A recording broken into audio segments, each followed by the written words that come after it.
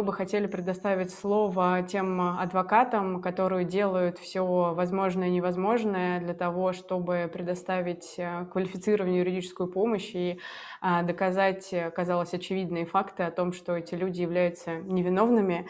И в первую очередь мы бы хотели пригласить Карину Акоповну Москаленко. Она является директором Центра содействия международной защите и в ингушском деле защищает Ахмеда Барахоева. Карина Акоповна. Спасибо большое за предоставленное слово.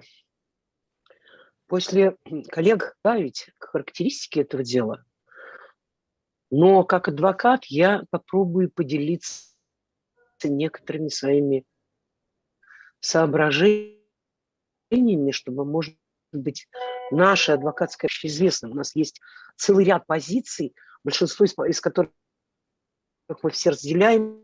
Есть моменты, где мы до сих пор находимся в поиске, и это нормально. В нашей адвокатской судьбе я хочу сказать следующее. По этому делу работать очень тяжело. Сердце болит каждый раз. Но по этому делу работать очень легко. Потому что, поверьте, за долгие годы работы каждого из нас, большинство из наших адвокатов стажированные люди и множество дел проводили. Вот до такой степени невиновных людей защищать немногим из нас приходилось. Вот до такой степени. Вот люди, здесь правильно говорится и о том, что это именно протест достоинства, потому что, как правильно коллега Мунцольгов сказал, посмотрите, кто на скамье подсудимых. Мы просто с огромным почтением, с огромной любовью относимся ко всем нашим подзащитным. И, как правило, не делим их, скажем, я формально защищаю Ахмеда Барахоева, но это не значит, что у меня один подзащитный. У нас общая командная защита. И вот, работая по этому делу, мы приходим к выводу, что, да, конечно, результат властями предопределен.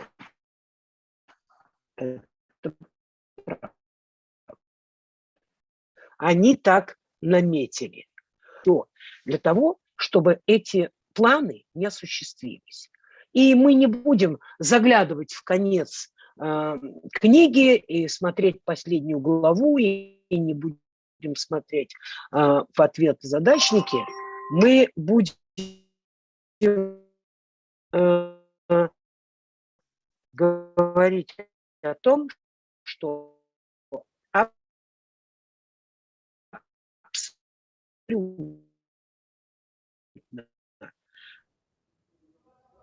невиновных судимых в правовой категории понимаем, что эта правовая категория является настолько резиновой и плохо определенной, что говорить о ее правовой природе довольно сложно.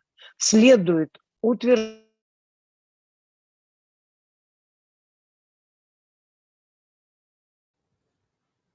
Карина Акоповна, мы, к сожалению, вас не слышим. Если вы к нам вернетесь через несколько минут, давайте мы посмотрим, может быть, у вас будет лучшая связь. Да. Если я здесь, если меня слышно, то я могу продолжить, да. Так вот, вот это безразмерное определение экстремизм, это и есть база, основа для злоупотребления, основа для произвола. Вот поэтому главное, что в этом деле для всех адвокатов очевидно, это произвол. Как формируются и создаются, или, давайте скажем честно, инспирируются такие дела? Сначала власти запрещают использование конституционных прав. Вот те права, которые, так просто сказать, да, защищены Конституцией, гарантированы Конституцией, вот их сначала запрещают использовать поощрение. После этого за это возмущение, за этот протест людей наказывают как за уголовное преступление. Вот, собственно, все. Ничего я вам нового не открыла. Вы посмотрите на любое дело, связанное с мирными протестными акциями. Но в этом деле я хочу подчеркнуть высокий дух ингушского народа. Мы просмотрели за наши судебные заседания десятки видеозаписей.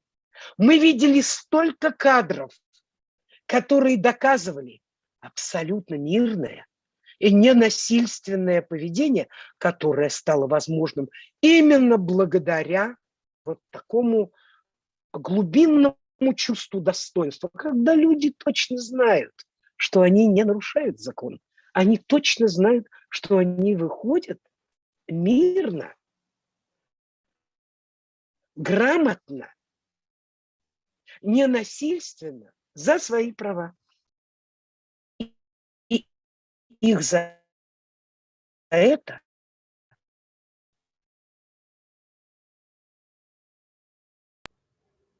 необходимо наказать. А как это сделать? В одну дату, в другую отстроить любую провокацию, ее подстраивали. Все равно представители ингушского народа в таком огромном количестве вели себя, я сейчас с ним работаю, у них акция не просто была ненасильственная, я называю ее акцией стояния. В истории мы знаем несколько фактов стояния. И вот это стояние под девизом «Мы здесь стоим, потому что мы не согласны», мы не идем вперед, мы не двигаемся влево, мы не двигаемся вправо. Это наше стояние, противостояние, протест достоинству. Поэтому мы, все адвокаты, которые участвуем в этом деле, мы ощущаем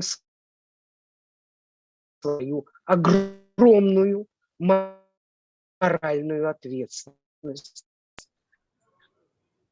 Потому что на скамье подсудимых, как здесь правильно было. И ровно для этого,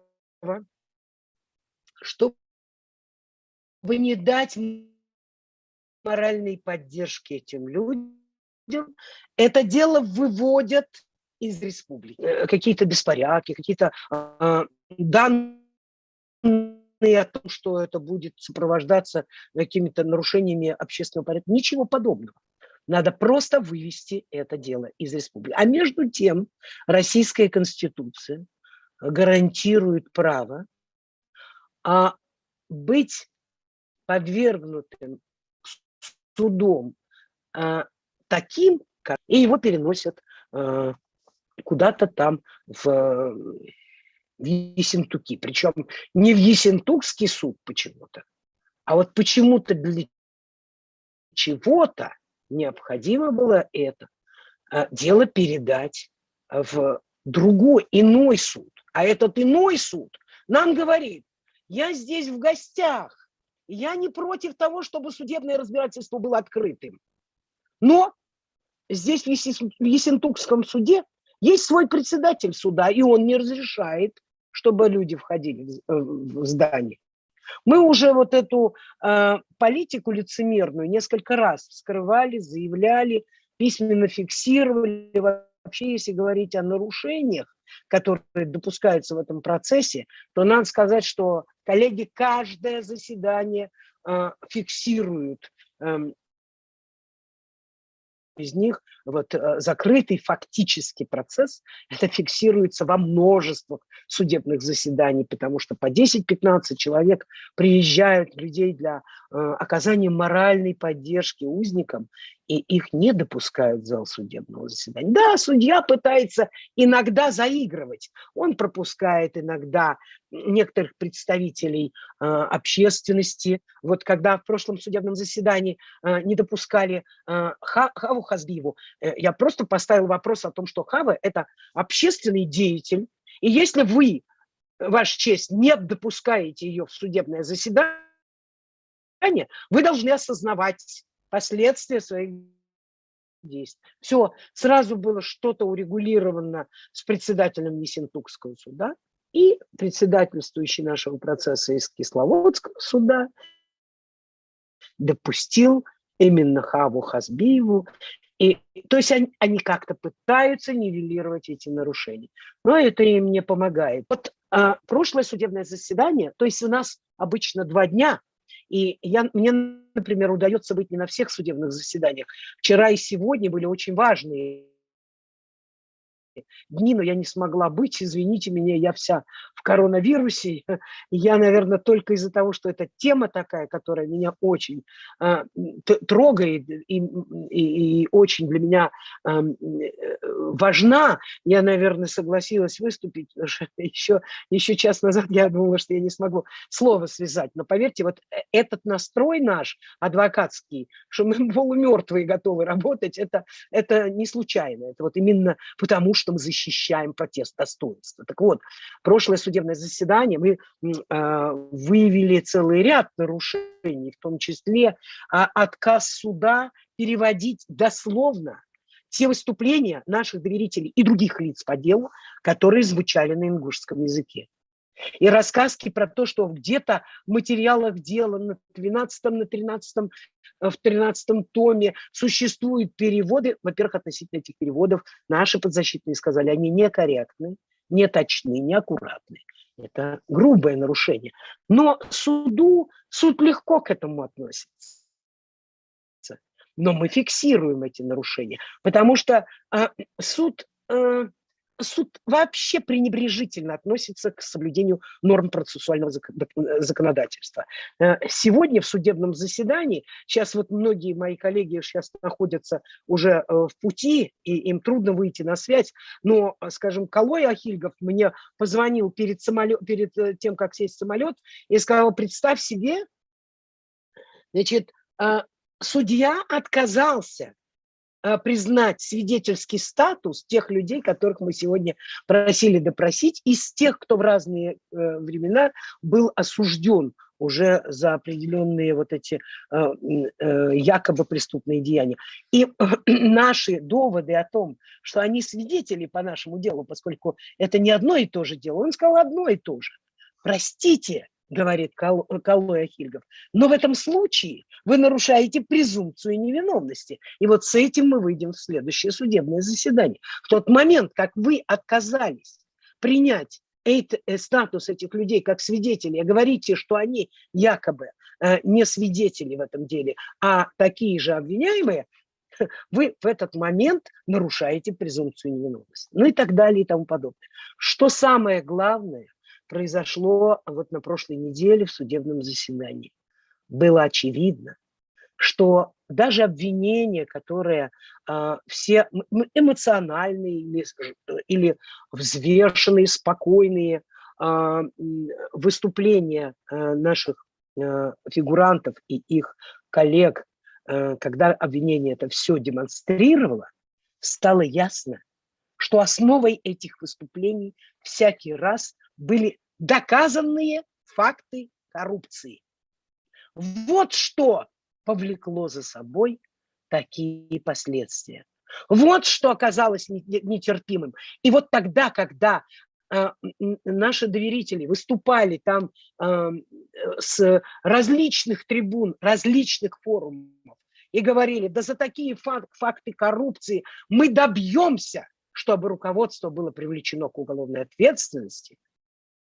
Вот ужас этого всего в том, что они сегодня привлечены к уголовной ответственности. Это первое, что мы вынесли из этих их выступлений. И второе, что мы вынесли из этих выступлений, и даже прокурорам, я полагаю, было несколько неловко, выдержанный тон, ссылки на закон, корректные выступления наших подзащитных, они просто нокаутировали все это бессмысленное обвинение, связанное с якобы обвинением в экстремизме. Это, явный не экстремизм. И вот завершая то, что мне хотелось бы сегодня донести до вашего сведения, я хочу вот о чем сказать. Мы до конца механизма этого обвинения, этого дела не понимаем.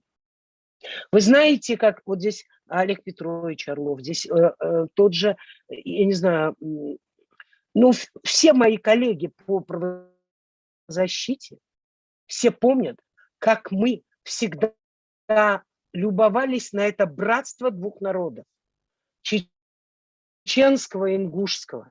Мы видели, как в Ингушетии приняты были все беженцы, как было им трудно, и как ингуши достойно оказывали гостеприимство годами чеченскому народу. И мы считали всегда чеченский народ просто жертвой неправильной, преступной, я бы даже сказала, преступной и неправовой национальной политики российского правительства. И сколько пострадали чеченцы, сколько понадобилось сделать так, чтобы столкнуть два войнахских народа. Ведь в этом есть смысл, есть в этом геополитический подлый смысл. Мы можем догадываться, почему это произошло. Мы можем не догадываться, но пока мы не ответим на этот вопрос, почему вдруг федеральному центру потребовалось, чтобы эти земли, которые стали причиной вот этого стояния, вполне благородного, вполне спокойного, достойного стояния с последующей провокацией, для чего это понадобилось центру, чтобы эти земли отошли в Чечню? Отнюдь не любовью к чеченскому народу это было продиктовано. А вот чем, нам еще предстоит понять. И вот сейчас, как бы то ни было, каковы бы ни были причины и предрасположенность, предопределенность, предвзятость по этому делу с опасностью вынесения обвинительного приговора, каковы бы ни были последствия, которых желает власть, мы, адвокаты, больше того, что мы можем сделать, мы не сделаем. Но то, что мы можем сделать по этому делу, мы будем делать. И вот те мои коллеги, которые сейчас едут в Назрань, летят в Москву, едут в Ставрополь, они все сейчас не могут выступить. Я просто должна вам сказать, что это прекрасная команда, люди, которые работают в этом деле за совесть и за честь. Вообще наша честь в том, что мы представляем невиновных людей и будем отстаивать их невиновность до конца. Спасибо за внимание. Карина Акоповна, вам спасибо за... Я всегда восхищалась вашими ораторскими способностями. Поправляйтесь. Спасибо, что к нам Сегодня я слишком плоха, простите меня, пожалуйста. Нет, Карина Акоповна, вы себя недооцениваете. Вы все равно яркий. Спасибо. Да, спасибо вам огромное. Спасибо.